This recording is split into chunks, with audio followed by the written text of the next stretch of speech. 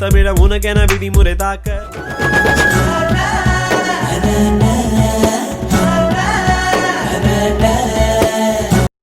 கொற்றைச் சோழர் குடந்தை வைத்த நாடு தரு நிதியினும் செரிய கருங்கட் படிக்குவன் அரணில் யாமே அப்படிங்கிறது குடந்தையை பற்றி சொல்லக்கூடிய தகவல். குடந்தைனா எங்கெங்க? நாம் இருக்கிறது கும்பகோணத்தில். சோழர்கள் குடந்தையை அவங்களுடைய செல்வங்களை சேர்த்து வைக்கக்கூடிய ஒரு கருவூலமாக பயன்படுத்திக்கிறாங்க. குடந்தை கும்பகோணத்துக்கு வந்தாச்சு. கும்பகோணம்னா என்னங்க? டிகிரி காஃபி தானே. வாங்க போகலாம், முதல்ல டிகிரி காஃபி குடிக்கலாம்.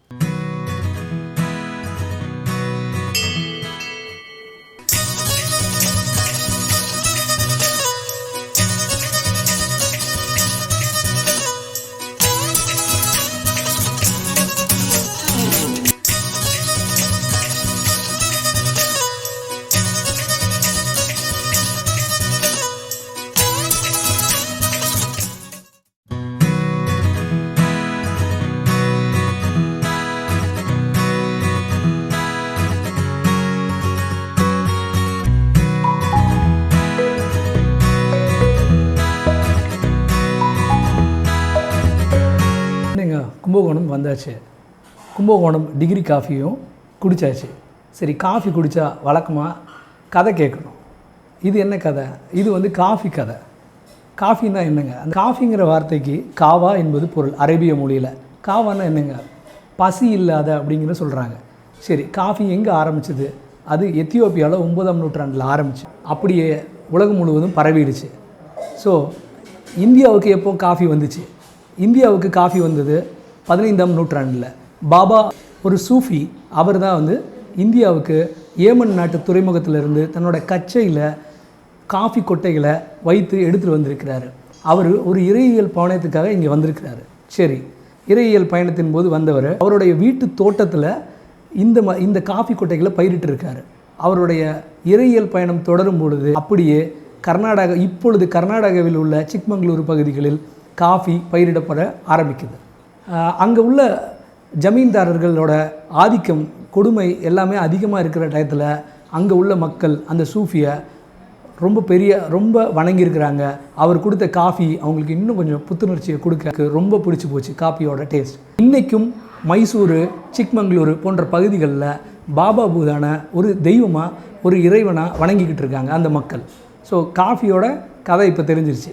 சரி, காஃபி இங்கே வந்து சேர்ந்துருச்சுங்க. இதுக்கப்புறம் என்ன? இது என்ன கும்பகோணம் டிகிரி காஃபி?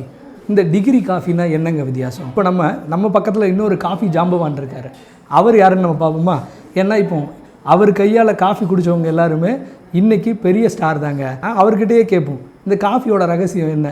அவர் நம்மளோட இருக்கிறாரு, சுப்பிரமணியம் மெஸ்ஸோட இப்போ உரிமையாளர். மங்களாம்பிகா விலாஸ் ஹோட்டலின் நிர்வகித்த ஒரு தலைமுறையில் இவரும் ஒருவர். இவரும் அந்த ஹோட்டல் பார்த்த நிறைய விஷயங்களை, அந்த ஆண்டுகளோட பாரம்பரியத்தை இன்னமும் வச்சுருக்கிறாருங்க. இங்கே வந்து மெயினாக டிகிரி காஃபி. சரிங்க. டிகிரி காஃபிங்கிறது வித்தவுட் ஆடிங் வாட்டர். சரிங்க. Pure milk. அந்த காலத்துலலாம் மாடு கறந்து பசும்பால் தான் காஃபி போடுங்க. சரி. இப்போ அதெல்லாம் கிடையாது. அதனால் பாக்கெட் பால் தான். இருந்தாலும் நல்ல தரமான பாலை வாங்கி காய்ச்சி டிகாக்ஷன் பிபிடி, பிளான்டேஷன் பிபிடி, ஏ காஃபி, ரொபஸ்டா எல்லாமே உண்டு. இதில் வந்து பிபிடி வந்து நல்ல மனமாக இருக்கும். சரிங்க. அதாவது 60% பிபிடியும் பாக்கி 40% ஏ காஃபியும் மிக்ஸ் பண்ணி ஆற்றி வந்த பவுடரில் டிகாஷன் ஆச்சு ஃபில்டர் பண்ணி அந்த டிகாஷனை போட்டு கொடுக்கும்போது காஃபி வந்து சுவையாகவும் மனமாகவும் இருக்கும். இது வந்து டிகிரி காஃபின்னு சொல்லுவோம். அந்த காலத்தில் பஞ்சாப் காலத்தில் அவங்க போட்டுருந்தாங்க. இப்போ அவங்க கடையெல்லாம் இல்லை. அதனால் இது வந்து பாரம்பரியமாக நடத்திருந்ததுனால எங்களுக்கு இதை பற்றி சமாதானம் தெரியும். ஓகே, நீங்கள் நண்பன் படத்துலேயே நடிச்சிருக்கிறீங்க. ஸோ அந்த அனுபவம் எப்படிங்க ஐயா? சரிங்க. டைரக்டர் சங்கர் விட்டு ஃபேமிலி கடைக்கு காஃபி சாப்பிட வந்தாங்க. சரிங்க. காஃபி சாப்பிட்டு இருக்கும்போது எனக்கு தெரியாமையே ஒரு ஃபோட்டோலாம் வீடியோவை எடுத்துருக்காரு. சரி. காஃபிலாம் சாப்பிட்டுட்டு அந்த காலத்து சொல்லிவிட்டு அப்படியே இருக்குது அப்படின்னு சொன்னதுனால டிகிரி காஃபி சூப்பராக இருக்குது அப்படின்னு சொல்லிவிட்டு என்னையும் ஃபோட்டோ எடுத்து எங்கள் கடையும் ஃபோட்டோ எடுத்துன்னு போயிட்டு 2 வருஷம் கழிச்சு எங்கள் வீட்டுக்கே அவங்க அசிஸ்டண்ட் அனுப்பிச்சு இங்கேயே ரிஹர்சல் பார்த்து எல்லாம் பண்ணிவிட்டு சென்னைக்கு போனோம். சென்னையில் 20 days ஷூட்டிங் இருந்துச்சு. சரிங்க எங்கள் ஜீவாவோட அப்பா கேரக்டர் எனக்கு கொடுத்தாங்க. சரிங்க. சங்கரும் ரொம்ப நம்ம அம்மா வித் ரெஸ்பெக்ட் நல்லா டீல் பண்ணி சந்தோஷமாக அனுப்பிச்சாங்க. ஐயாவோட உணவு வகைகளில் ரொம்ப ஃபேமஸான ஒரு விஷயம் ஒன்று இருக்குது. அது என்ன அப்படின்னா மங்களாம்பிகா அப்படின்னு சொன்னாலே எல்லாரும் என்கிட்ட சொல்கிற விஷயம், அங்கே உள்ள கத்திரிக்காய் கொச்சையும் கடப்பாவையும் டேஸ்ட் பண்ண மறக்காமல் வந்துடுங்க சார் அப்படின்னு சொல்லுவாங்க. கடாய் வச்சாச்சு.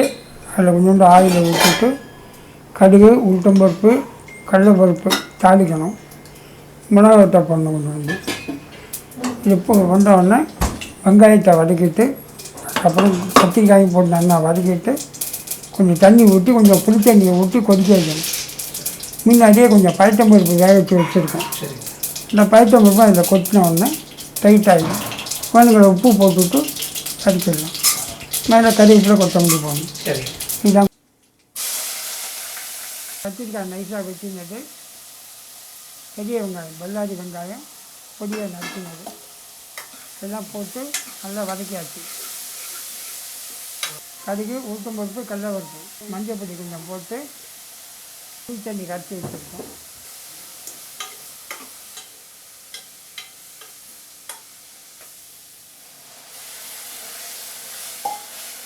தனியாப்பொடி கொஞ்சம் போட்டு உப்பு போட்டோம். இது இப்போ நல்லா கொதிச்சிட்ருக்கு. நல்லா கொதி வந்து எல்லாம் வெந்ததுக்கப்புறம் பயத்தம்பருப்பு வேக வச்சு வச்சுருக்கோம். அதையும் கொட்டி இறக்கினா கொஸ்து ரெடி. கத்திரிக்காய் கொட்ஸு நமக்காக ரெடி ஆகிட்டுருக்கு. இட்லியும் கத்திரிக்காய் கொட்ஸையும் டேஸ்ட் பார்க்குறதுக்கு முன்னோட்டி ஒரு சின்ன கதை. சோழர்கள், பாண்டியர்கள், பல்லவர்கள், மராட்டியர்கள், நாயக்கர்கள்னு நிறைய பேர் கும்பகோணத்தை ஆட்சி புரிஞ்சிருக்கிறாங்க. கும்பகோணத்தில் மட்டுமே சிறப்பாக கிடைக்கிற சில உணவுகளில் கேசரி, சொஜ்ஜி, கோசும்பரி, கடப்பா, கத்திரிக்காய் கொட்ஸு இது போன்ற உணவுகள் ரொம்ப வித்தியாசமானது. இது பிற மொழி ஆட்சியாளர்களோட கலப்பு காலத்தில் தான் இது வந்திருக்கும் அப்படின்னு நம்பப்படுறோம். ஆனாலும் நமக்கு அதெல்லாம் பற்றி எதுக்குங்க கவலை? கத்திரிக்காய் கொஸ்து ரெடி ஆகிடுச்சுன்னா போய் சாப்பிட்ற வேண்டியதானே. சரி வாங்க, அந்த வரலாறு தெரிஞ்சாச்சு, இப்போ நம்ம சாப்பிட்லாம் போய்.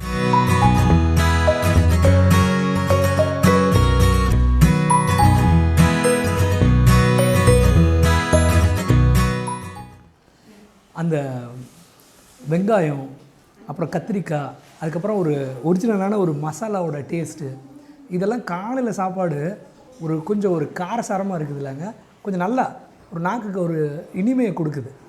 சாப்பிடணும்னு சொல்லுது. சரி நம்ம சாப்பிடுவோம், எதுக்கு நம்ம பேசிக்கிட்டு.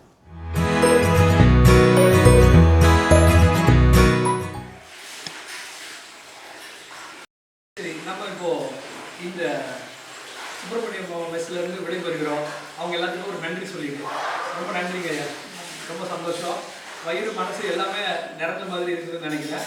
சரி, ரொம்ப சந்தோஷமான நேரத்தில் நம்ம கிளம்பலாம். ஓகேவா? பாய் பாய்.